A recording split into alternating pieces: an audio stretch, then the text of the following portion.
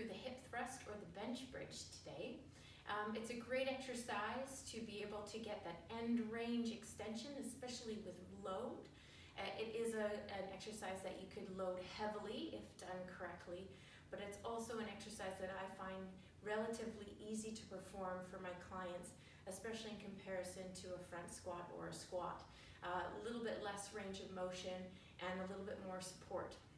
So firstly, you want to have a bench that is sturdy and a hard base, but a nice padding on top, because you will be pivoting along the mid to low T-spine for this variation.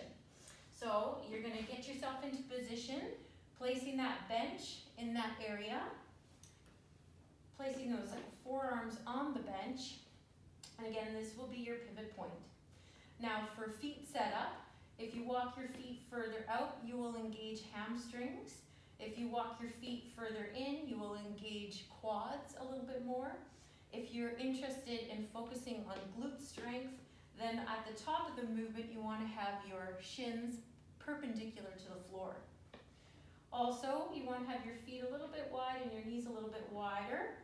This again will increase glute activation if that's your motivation, but it's also nicer on the knees and the hips.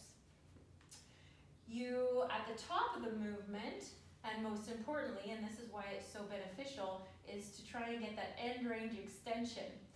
Now, by performing a slight posterior rotation, that's what you do, and it can be assisted by looking forward. This is opposed to coming back and utilizing your lumbar spine or getting too much into lumbar extension, which we may not want to do, especially with load. So the full exercise, coming down at the bottom, full end range, and coming up at the top, creating a nice strong activation, even creating a little extra range of motion, and then back down again. Again, eyes a little bit forward, that little posterior roll, and then I want you to think about driving through the heels and getting that nice extension at the top. Up